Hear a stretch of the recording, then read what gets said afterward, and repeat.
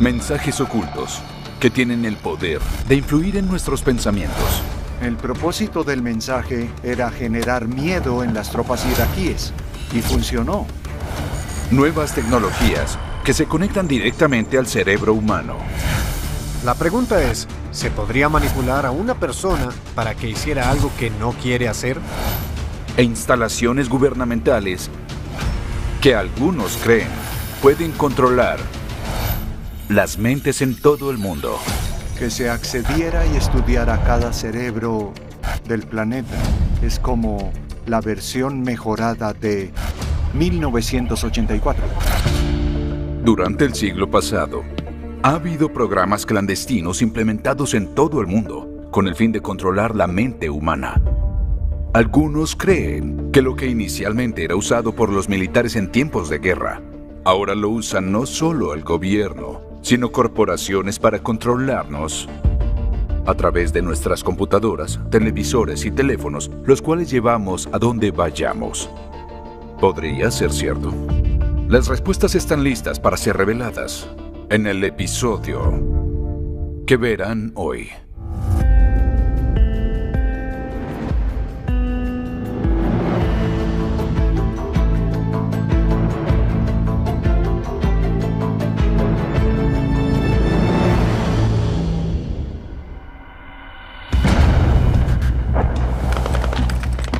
En Kuwait, el 24 de febrero de 1991, Estados Unidos inició una ofensiva terrestre conocida como Operación Tormenta del Desierto para liberar a la nación de Kuwait del líder iraquí Saddam Hussein y su considerable ejército, la Guardia Republicana Iraquí.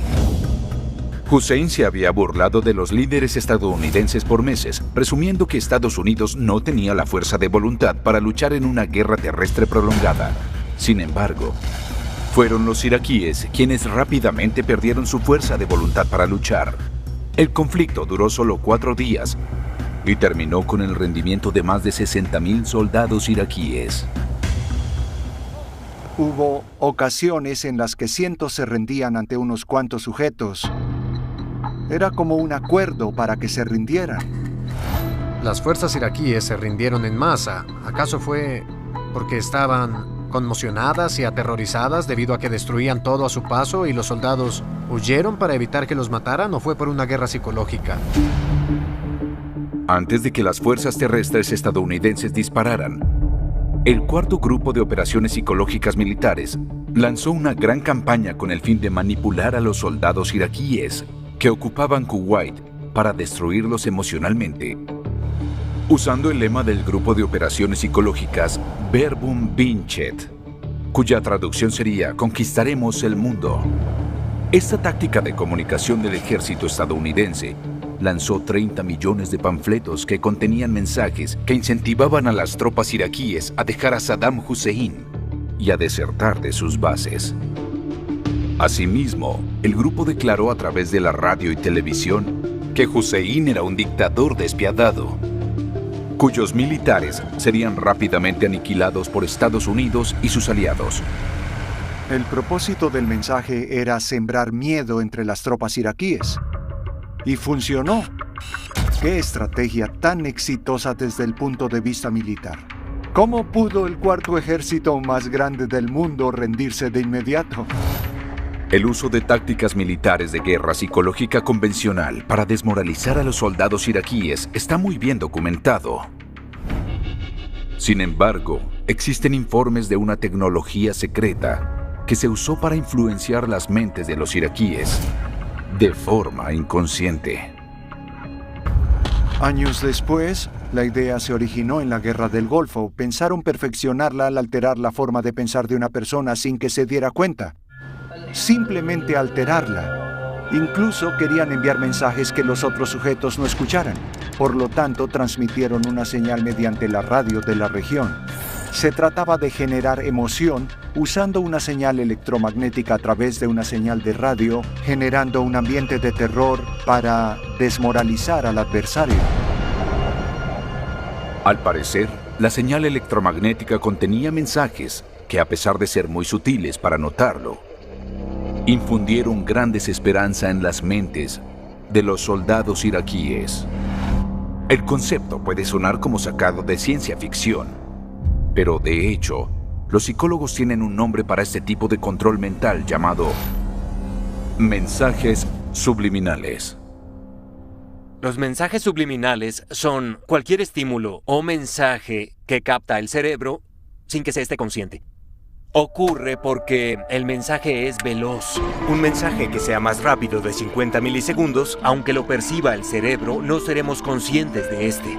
Las partes que procesan emociones reaccionan más rápido que las partes racionales y analíticas.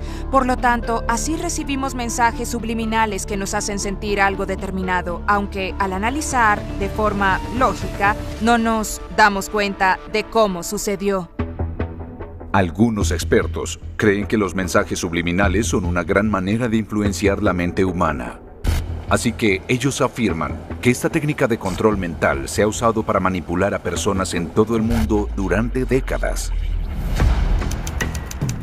En la primavera de 1957, el escritor Vance Packard publicó un libro titulado Las formas ocultas de la propaganda.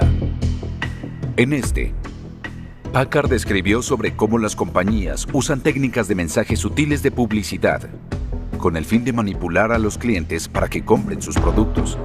Una técnica sugerida implicaba añadir publicidad en una película por lo menos un segundo, algo muy corto para que la audiencia pueda estar consciente de la publicidad, pero lo bastante larga para que se capte inconscientemente. El libro de Packard sirvió para educar al público sobre el concepto de mensajes subliminales. Sin embargo, propició el escepticismo hacia la publicidad moderna y corporativa. La población se enfureció al saber que la manipulaban. La idea de que en los cines presentaran una imagen por menos de un segundo para vender más gaseosas o palomitas y demás hizo que muchos se enojaran tanto en Estados Unidos como en el mundo. Existe evidencia en investigaciones de que los mensajes subliminales impactan sobre lo que uno siente acerca de un producto. Un buen ejemplo de ello es cuando nos distraemos frente al televisor para descansar y tratar de relajarnos. Así que cuando sucede, la mente no se concentra por completo en procesar la información. La información no se procesa a través de las partes racionales, pero no es necesario que el cerebro piense algo para generar una emoción. Y así somos susceptibles. Pero si se es indiferente, los mensajes subliminales podrían hacernos sentir más atraídos a una marca o producto específico. Los comerciales existen para provocar en la persona la urgencia de adquirir algo, comprarlo o hacer algo. Ahora, la pregunta es, ¿se podría ir más allá? ¿Se podría manipular a una persona para que hiciera algo que no quiere? Aunque los mensajes subliminales habrían sido efectivos convenciendo a soldados de que perderían una batalla o persuadiendo a alguien para que compre productos que nunca hubiera considerado, en los últimos años ha surgido una forma de control aún más poderosa: la manipulación digital. Revisamos el teléfono cientos de veces al día y si tienes entre 18 y 24 es el doble de lo mencionado. Es un nuevo modelo de negocio: llamar la atención para vender un producto. Pero lo que aprendimos es que la experiencia y conocimiento que recibimos terminan controlando el comportamiento que creías habitual. Hay un gran vacío de información entre lo que saben los consumidores digitales y lo que saben las compañías de tecnología. Eso es dañino. Los medios digitales dominan el mundo actual. Cerca de 5.000 millones de personas, más de la mitad de la población mundial, usualmente están conectadas a Internet. Sin embargo, ¿qué podría suceder si esta tecnología fuera usada como un arma en nuestra contra? Muchos expertos en seguridad afirman que ya sucede. En Washington, D.C., el 21 de abril de 2020, el Comité Selecto del Senado sobre Inteligencia estadounidense publicó su informe definitivo sobre las acusaciones de interferencia rusa en las elecciones presidenciales de 2016.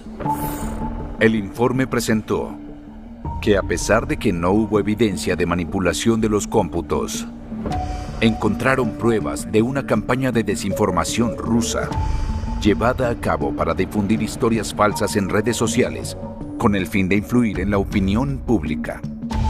Los rusos crearon cuentas falsas en línea para así poder lograr respaldar o no a uno de los dos candidatos presidenciales que se esté lanzando. Ellos usaron una gran cantidad de imágenes que se relacionaban con noticias falsas. Por ejemplo, el artículo sobre que el Papa apoyaba a Trump para que fuera presidente es uno de los que más ha circulado. La imagen fue agregada a un artículo falso de prensa cuyo fondo fue diseñado para que simulara ser un artículo de CNN. Así que se volvió viral, extendido por las botnets rusas, que son grandes grupos de cuentas falsas controladas y operadas por un individuo experto en medios virtuales. La propaganda no es algo nuevo. Los políticos tergiversan la realidad o información e inclusive dicen mentiras descaradas para convencer a las personas que voten por ellos, que los apoyen o que vayan y mueran por su causa. Lo que sucede es que en el pasado los recursos disponibles para que los políticos pudieran difundir esos mensajes eran de boca en boca. Luego apareció la imprenta, después la radio y la televisión. Sin embargo, en la actualidad podemos comunicarnos con millones de personas y básicamente podemos hablar con cada una de esas personas de manera virtual. La guerra se ha convertido en una batalla por el control mental. Si se descubre cómo manipular a las personas, podría cambiarse la percepción de ellos acerca de sucesos ocurridos en el mundo e incluso de sus emociones, algo que los rusos han demostrado estar dispuestos a hacer. En la elección presidencial de el año 2016 resaltó la desinformación por parte de un componente extranjero en unas elecciones democráticas. Y si bien no influyó en el resultado final, para combatir esta desinformación se tendrá que recurrir a miembros del gobierno que se encarguen del latigazo de la desinformación. Muchos expertos concuerdan que la propaganda digital es una forma efectiva de manipular los pensamientos de las personas, emociones y creencias. Sin embargo, hay quienes sugieren que la forma más extendida de control mental mediante Internet no implica influenciar a votantes, sino a los consumidores.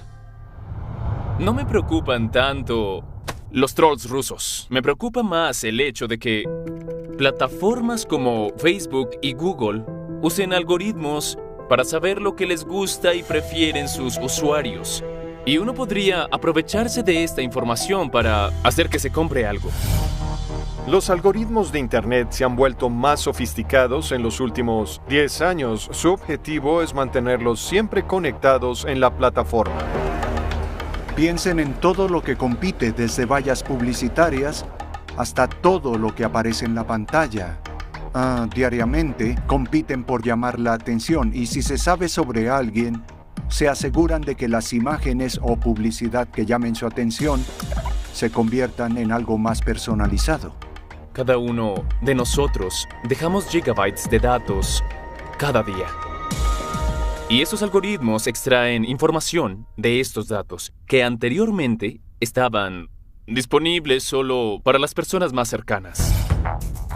Lo que sucede en la plataforma al estar conectado es que recopilan información basándose en la actividad en línea, lo que alimenta las bases de datos que también identifican características, y luego se usa el aprendizaje automático para discernir basado en ciertos patrones que nos muestra cuáles son las posibles preferencias o intereses para dar contenido basado en esa información. Basándose en 200 simples me gusta de Facebook, un algoritmo puede predecir el comportamiento de una persona, sus rasgos psicológicos y sus preferencias con gran exactitud. Esto podría compararse con el conocimiento del cónyuge, lo que, bueno, es impresionante.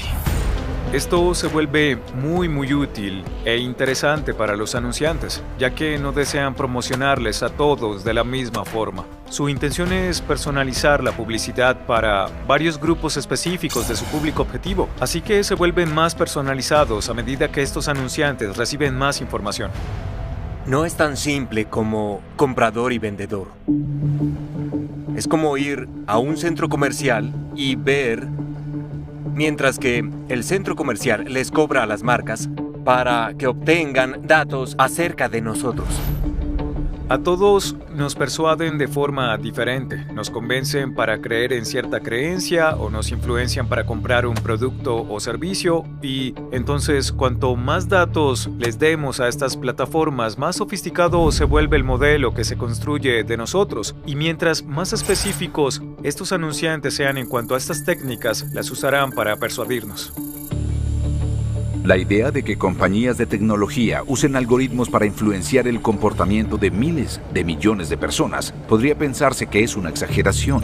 Sin embargo, existe evidencia científica que sugiere que Internet tiene un impacto sobre cómo pensamos. De acuerdo con un estudio publicado en la revista médica World Psychiatry en junio de 2019, usar Internet no solo capta la atención, sino que podría cambiar el cerebro. En especial si pasamos cada vez más tiempo en estos dispositivos, estas tecnologías tienen un gran impacto en el sistema dopaminérgico del cerebro. La dopamina es un neurotransmisor que permite experimentar la respuesta al placer y predice el placer en el futuro. En el mundo digital, lo que genera placer suele hacer que regresemos una y otra vez a estas plataformas. Si estamos de acuerdo con que la definición de adicción significa comportamiento compulsivo, estas están diseñadas para generarlos. Con la tecnología se llegó hasta el punto de que no es necesaria la nicotina para generar la compulsión, ya que las redes sociales también la inducen. Las plataformas digitales y los algoritmos de las redes sociales han revolucionado el concepto de influencia de masas y persuasión. Pero, ¿será posible atacar la mente de un individuo, controlarla por completo y además volverla un arma? Hay quienes creen que no solo es posible, sino que ya ha sucedido. En Los Ángeles, California, el 5 de junio de 1968, poco después de haber dado un discurso en el Hotel Ambassador, al candidato presidencial Robert F. Kennedy le dispararon a quemarropa. En la tarde siguiente, el candidato murió. El perpetrador fue Sirhan Sirhan, de 24 años, quien les confesó a las autoridades que fue hipnotizado para asesinar a Kennedy. A Sirhan Sirhan se le interrogó varias veces sobre lo que había sucedido y él afirmó que no tenía ningún recuerdo de haberlo hecho. Se describieron muchas luces en el área cercana al tiroteo y también había espejos que al verlos entró en un tipo de trance. Es lo que describieron testigos directos. De hecho, la policía pensaba que estaba bajo cierto tipo de control mental. Tenía la mirada perdida, por lo que pensaron que quizás no actuaba por su cuenta. Muchos hablaban de una misteriosa mujer que llevaba un vestido de puntos y estuvo con él en la noche. Ella pudo ser quien lo hipnotizó. Justo antes del tiroteo, al parecer, él dijo que ella le había tocado el hombro y ese pudo ser el detonante. Hay algunos aspectos importantes sobre Sirhan Sirhan. En primer lugar, cuando vivía en Palestina, estuvo expuesto a las atrocidades de la guerra. Veía cuerpos desmembrados y demás en las calles. Y su madre describió que sufría de estrés postraumático, que entraba en trance, así que tenía los antecedentes y claramente era apto para ser hipnotizado. Hasta la actualidad sufre de amnesia del tiroteo. ¿Qué recuerda del tiroteo, si está dispuesto a contarlo? Yo sí estuve allí, pero no recuerdo el momento exacto que me dicen. No recuerdo haber sacado un arma de mi cuerpo donde sea que estuviera y no recuerdo apuntarle a ninguna persona. No recuerdo nada de lo que sucedió en ese momento. Desde el principio es lo que he afirmado, sí, y no es por tratar de evadir. Permítame preguntarle, ¿cuándo empezó a recordar? Luego del tiroteo, ¿qué fue lo primero que pensó? Todo era muy confuso acerca de lo que sucedió. Tomando en cuenta lo que es sospechoso de Sirhan Sirhan con respecto al asesinato de Robert Kennedy, pareciera que le hubieran lavado el cerebro para que cometiera el homicidio. ¿Sería posible que le hubieran lavado el cerebro a Sirhan Sirhan para que cometiera el asesinato del político? Si fue así, ¿quién lo habría hipnotizado? ¿Acaso esa manipulación tanto del cuerpo como de la mente podría ser posible? Algunos investigadores creen que no solo puede hacerse, sino que estos tipos de experimentos ya los ha realizado la Agencia Central de Inteligencia.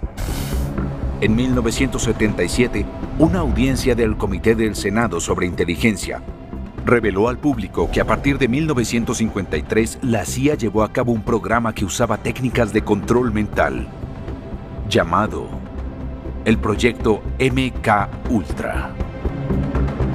La CIA se vio interesada en el control mental como una forma de espionaje al final de la guerra de Corea, ya que había gran temor acerca de la posibilidad de que comunistas les hubieran lavado el cerebro a prisioneros de guerra estadounidenses, por lo que decidieron que necesitaban aventajarse y aprender sus propias técnicas de lavado de cerebro. Realizaron todo tipo de experimentos terribles en contra de la voluntad de los sujetos. De acuerdo con ellos, experimentaban en marginales como prisioneros y drogadictos. Probaban diferentes técnicas que incluían químicos, como el LSD, electromagnetismo, cualquier técnica con la cual experimentar. El propósito era saber cómo poder colapsar la mente, entender cómo funcionaba, cuáles eran sus límites, con el objetivo de interrogar a las personas y obligarlas a confesar. La estudiaron por unas décadas y el fin más ansiado del MK Ultra era encontrar drogas que podrían usar para controlar la mente de los chivos expiatorios, quienes matarían a alguien sin poder recordarlo, como un candidato de Manchuria. El término candidato Manchuria fue acuñado por una novela de 1959 y una película de 1962 llamada El embajador del miedo. Es un thriller político que trata de un soldado de guerra de Corea a quien se le lavó el cerebro para que fuera un asesino en contra de su voluntad para un complot comunista. Un candidato de Manchuria se refiere a alguien con múltiples personalidades, a quien se le asigna una misión a una de esas personalidades, mientras que las otras no saben nada de ello. Por lo tanto, si lo atrapan e interrogan, la persona no tendría ni información ni conocimiento. Aunque El embajador del miedo es una obra de ficción, el concepto de usar asesinos con el cerebro lavado en la vida real fue propuesta por George H. Estabrooks, un psicólogo prominente que estaba relacionado con el MK Ultra. G.H. Estabrooks fue profesor de la Universidad Colgate durante años. Publicó libros, entre ellos uno de hipnosis, en el que narró la creación de superespías. Afirmó haber creado candidatos de Manchuria y los describió de forma minuciosa. G.H. Estabrooks nunca fue considerado un loco, por lo que sobran razones para creerle. Estabrooks sabía que 1 de 5 personas podría entrar en tal estado de hipnosis que se experimentaría con ella 12 meses para crear otra personalidad. Una persona totalmente nueva. De hecho, se podría crear otra personalidad, crearla a propósito. Experimentaron esto por 40 años. El 28 de septiembre de 1994, el organismo de rendición de cuentas estadounidense General Accounting Office reportó que entre 1940 y 1974 realizaron experimentos de control mental en miles de humanos. Sin embargo, a pesar de esta revelación, se desconoce el alcance total del proyecto MK Ultra, ya que en 1973, el director de la CIA, Richard Helms, ordenó que toda la documentación de este proyecto fuera destruida. Ya que la mayoría de los documentos del MK Ultra fueron destruidos, hay mucho que nunca sabremos. Mi opinión acerca de que el programa haya terminado en 1972 es, si de verdad finalizó, la CIA y el ejército no hacían su trabajo. Desde una perspectiva defensiva, debíamos tener el conocimiento, experiencia y tecnología para detectar a estas personas, aprender cómo interrogarlas y atravesar sus barreras mentales. El MK Ultra pudo haber continuado oculto de diversas maneras. Podía haber avanzado mucho más que en la década del 50 y 60.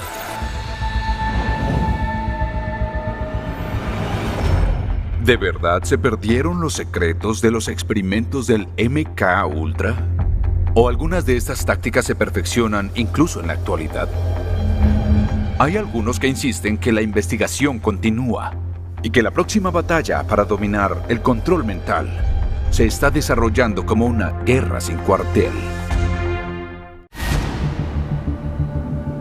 El 16 de marzo de 2018, la Agencia Gubernamental Estadounidense de Proyectos de Investigación Avanzados de Defensa, comúnmente conocida como DARPA, anunció una audaz iniciativa para desarrollar lo que llaman neurotecnología no quirúrgica de nueva generación, creada para que el cerebro humano interactúe directamente con máquinas.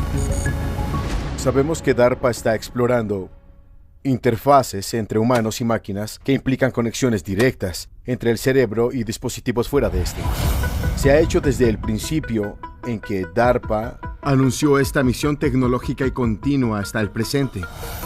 Ha creado una de las tecnologías más influyentes de la historia, tecnologías que usamos y subestimamos a diario, incluyendo el proyecto que inició el Internet. Crearon autos autónomos, tecnología de baja detectabilidad, además de GPS que cabe en tu bolsillo. Esa es la especialidad de DARPA, visualizar el futuro y crearlo. De hecho, hay una nueva tecnología que está a punto de volverse realidad y se trata de que podríamos tener un sensor. Quizá en la cabeza o tal vez estaría implantado en alguna parte del cuerpo, en el cerebro o en alguna otra parte que nos permita interactuar directamente con dispositivos de comunicación, procesamiento, armas y demás. Ahora, imaginen usar esta tecnología para controlar robots a cierta distancia, incluso drones. Al colocar el sensor y dar una orden con el cerebro, se podría aumentar la velocidad de las hélices mediante el pensamiento, lo que sería una interfaz cerebro-máquina. Con este tipo de tecnología podría controlarse todo tipo de mecanismos y equipos también. La interfaz cerebro-máquina tendría muchos usos tanto en el ámbito civil como en el militar. No obstante, hay algunos que creen que esta misma tecnología podría usar la DARPA como una nueva forma de control mental. Al igual que sus homólogos, como la CIA, los estudios financiados por DARPA llevan décadas investigando cómo alterar la mente humana. En 1965, DARPA inició el proyecto Pandora, que estudiaba la posibilidad de usar radiación de microondas para controlar el comportamiento humano. Se dice que el proyecto terminó en 1969, pero la investigación de esta organización sobre cómo las máquinas pueden afectar y posiblemente controlar el cerebro continúa hasta la actualidad. Hay programas conocidos de DARPA para investigar el cerebro humano, ya sea mediante implantes colocados dentro del cerebro o con algún tipo de casco. Así que sabemos que estos estudios se llevan a cabo. ¿Cuál es el siguiente paso? Quizá el siguiente paso sea que podamos enviar instrucciones e información a una persona desde cierta distancia con este tipo de tecnología, permitir que otra persona controle las acciones. Pero eso también podría ser perjudicial. Si existe alguna manera de hacerlo desde la distancia, desde una gran distancia, usando algo en la cabeza, ese sería el mayor logro tecnológico en la categoría de control mental e interfaz directa, cerebro-máquina, por lo que DARPA querría mantenerlo en secreto. En el futuro cercano, DARPA podría desarrollar la tecnología para controlar la mente humana de forma remota, pero por más alarmante que pueda sonar, de acuerdo con algunos científicos, ha surgido una tecnología más duradera de control mental, que implica modificar el cerebro humano al alterar su secuencia de ADN. Tanto el futuro del control mental como el presente, ya que se están realizando estos experimentos, es usar herramientas de edición genética. Una de ellas sería CRISPR. La forma en la que funciona es tomar CRISPR, secuencias cortas interespaciadas de ADN, y combinarlas con una enzima denominada Cas. Así que se cortan los CRISPR que se desee usar y se pegan a estas piezas para ser inyectadas y así insertar el ADN en ciertas áreas del cerebro para modificar las células de este y convertir a alguien en lo que nunca hubiera sido. De esta forma, la tecnología de edición genética como CRISPR establece una base firme para el futuro del control mental. Son tecnologías que DARPA ha investigado. Cada tecnología tiene el potencial para ser buena o mala. Y preguntas como quién define qué está bien o mal, así como con qué propósito se usan, han surgido desde los cohetes hasta los autos autónomos. Todavía no tenemos un amplio conocimiento sobre la ética de varias de las tecnologías que usamos, ya que los tecnólogos tienden a no preocuparse por la ética.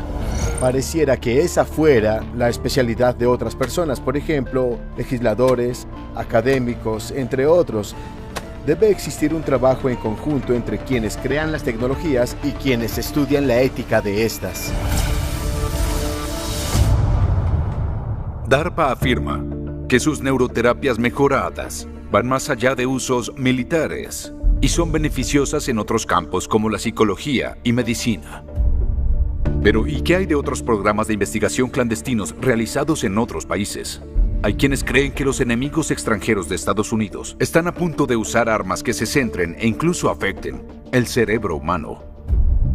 Y el personal de las embajadas estadounidenses declaran que los ataques ya han comenzado. El 11 de agosto de 2017, el secretario de Estado, Rex Tillerson, anunció que diplomáticos de la Embajada de Estados Unidos en La Habana, Cuba, habían sido blanco de una serie de misteriosos achaques de salud. Hubo reportes en los medios de comunicación acerca de personas en la Embajada de Cuba que presentaron síntomas extraños. Algunos presentaron síntomas como el de un traumatismo craneal, algunas náuseas y otros desorientación. Las personas estuvieron expuestas a algo, pero no estamos seguros de qué fue.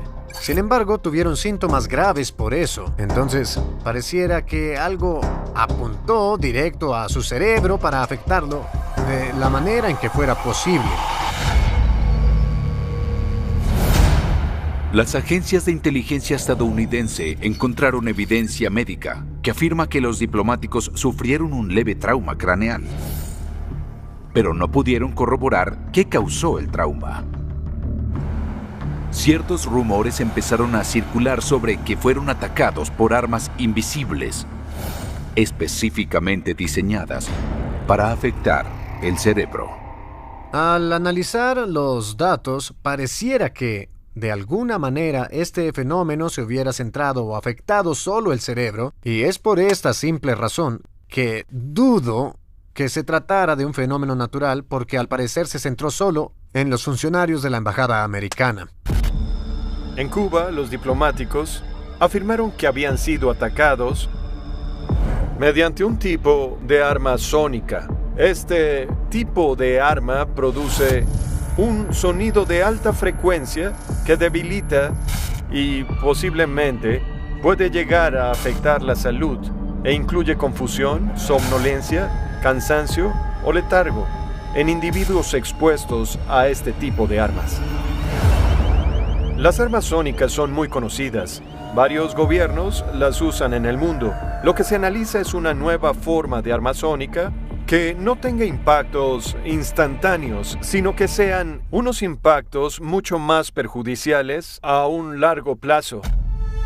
Por supuesto que existen estas armas sin duda alguna.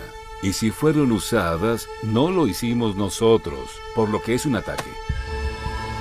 Los diplomáticos estadounidenses fueron las víctimas de un arma sónica por parte de un adversario desconocido.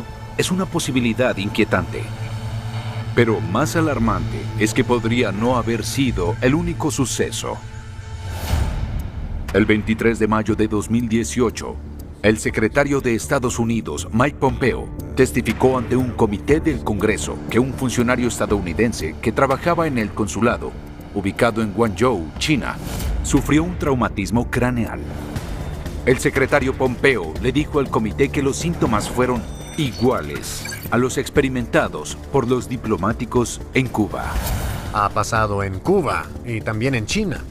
Estos funcionarios fueron expuestos a algo que les causó traumas craneales similares. Pero lo que no logramos saber es qué lo causó ni tampoco el propósito.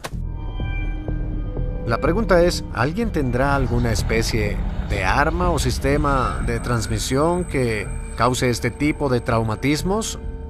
No lo sé, pero sería un paso más para un tipo de alteración mental o, si no, control mental. Aunque no se haya comprobado la existencia de este tipo de armas sónicas, podrían existir, y en caso de que existieran, los gobiernos tendrían claras razones para ocultarlas y usarlas de una manera encubierta. Sobre un sistema como este, podría nunca saberse de dónde vino, porque encienden el transmisor, luego lo apagan y afectan el cerebro y quizá no se experimenten efectos fisiológicos por horas o tal vez días, y podría estarse muy lejos a lo que se haya expuesto y no saber que allí fue donde se expuso. Eso es lo que pasaría. Es posible usar esta tecnología para el control mental, si pudieran implantarse sonidos en la mente de alguien que no sean normales. También se podría captar su atención o hacer algo para manipular su respuesta. Hay varios efectos de las armas no letales. Algunos los he escuchado, pero no pueden documentarse. La mayoría del tiempo se siente calor, como una sensación de ardor. Se presentan náuseas, mareos, dificultad para concentrarse, así que se está consciente de ello. Sin embargo, algunas veces es llamado B2K, comunicación voz-cerebro, en la que aparentemente puede enviarse una señal electroencefalográfica a una persona para que escuche ciertas palabras. Así que pensará que escucha una voz o que se está volviendo loca, pero no sabrá qué es. Pienso que la tecnología encubierta representa el futuro de las guerras. En parte debido a la negación plausible, puede usarse esta arma y perjudicar al adversario. Pero llega a ser muy difícil atribuirle el uso de esta arma a un grupo o individuo extranjero. Es posible que cada país pueda usar este tipo de tecnología por la simple razón de defenderse de una forma efectiva. Se usará en futuros conflictos, tanto en tiempos de paz como en tiempos de guerra. Convertir al control mental en un arma y afectar individuos podría sonar como algo sacado de la ciencia ficción. Pero ¿y si esas tecnologías existieran y se usaran para controlar las opiniones y creencias en el ámbito nacional o mundial? Hay quienes creen que sí existen y que ya se están usando en nosotros. En Douglas, Georgia, el 27 de octubre de 2016, Michael Mansell, de 30 años, y James Dryden, de 21 años, fueron arrestados luego de haberles incautado un arsenal de armas y un plan detallado para atacar a HAARP. En español, Programa de Investigación de Aurora Activa de Alta Frecuencia, ubicado en Gacona, Alaska. HAARP es un sistema de grandes antenas y el propósito de este programa es que se pudieran transmitir ondas de radio a la parte alta de la atmósfera para que así rebotaran en la ionosfera y que llegaran hasta otras partes de la Tierra. Podían transmitirse continuamente estas señales por todo el planeta, a lo largo del mundo. Tengo entendido que se trata de un proyecto de comunicación que es a larga distancia. Aunque los propósitos oficiales de HAARP parecieran inofensivos, las autoridades determinaron que el motivo por el que los señores Mansell y Dryden planearon atacar fue debido a la creencia de que esta organización no era solo un proyecto de comunicaciones, sino un complejo programa de control mental. Hace años, un proyecto como HAARP apareció en el libro La Era Tecnotrónica, que trata sobre la teoría de Gordon F. MacDonald de que si se pudiera atizar electrónicamente la ionosfera de forma correcta, esta comenzaría a vibrar. y se convertiría en una gran antena de transmisión en el cielo. Se podría encender una señal que manipulara a las personas que entraran en contacto con esa señal. Así se podría controlar la mente en el ámbito mundial. El gobierno estadounidense ha negado rotundamente las acusaciones sobre que HAARP sea un instrumento de control mental mundial. Sin embargo, de acuerdo con algunos investigadores, hay más que suficiente evidencia para sugerir que tanto gobiernos del mundo como corporaciones poderosas han desarrollado herramientas para manipular pensamientos en todo el mundo durante décadas y afirman que estas herramientas se están volviendo más expertas en cuanto al control mental. Facebook y Google, estas compañías recolectan mucha información sobre nosotros y no sería difícil almacenarla en un sistema, así que no me sorprendería si tal sistema existiera mediante, por ejemplo, las grandes compañías de redes sociales o el gobierno. Piensen por un momento que se accediera y estudiara cada cerebro del planeta. Es como la versión mejorada de 1984, sin lugar a dudas.